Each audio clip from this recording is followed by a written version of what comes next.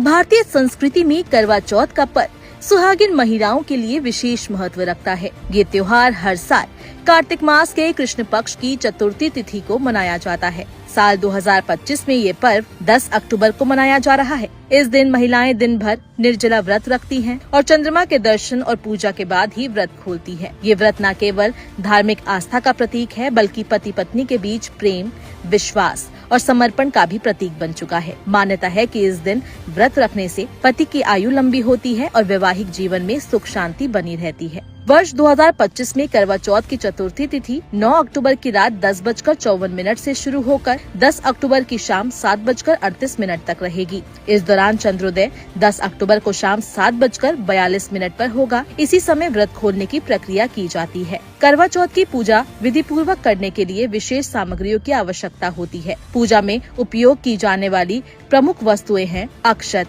गंगाजल, दूध, दही, शहद, शक्कर, शुद्ध घी, धूप, दीपक, कपूर, रुई, पीली मिट्टी से बनी गौरी माता, लकड़ी की चौकी, हल्दी, चूड़ी, बिंदी, मेहंदी, सिंदूर, महावर, कंघा, चुनरी, 8 पूरियों की अठावरी, चलनी, बिछुआ, गेहूं और चीनी। इन सामग्रियों से मां पार्वती की विधिवत पूजा की जाती है।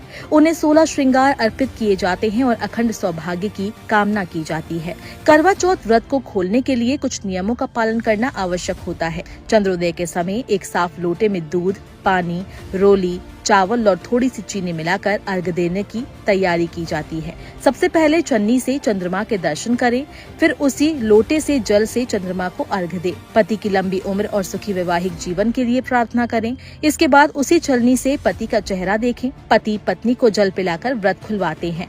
पहले जल और फिर हल्की मिठाई या फल से व्रत पारण करें। व्रत के बाद तला भुना भोजन तुरंत न करें, बल्कि सात्विक भोजन ही लें। करवा चौथ का पर्व हर साल कार्तिक माह के कृष्ण पक्ष की चतुर्थी तिथि पर उत्साह और श्रद्धा के साथ मनाया जाता है। इस दिन सुहागिन महिलाएं निर्जला व्रत करती हैं और शाम को पूजा और चंद्र दर्शन के बाद ही व्रत का पारण करती है। धार्मिक मान्यता के अनुसार करवा चौथ का व्रत विधि पूर्वक करने से पति को दीर्घायु का आशीर्वाद प्राप्त होता है और वैवाहिक जीवन में खुशियों का आगमन होता है। अखंड सौभाग्य का आशीर्वाद प्राप्त होता है। साथ ही पति पत्नी के रिश्ते मजबूत होते हैं।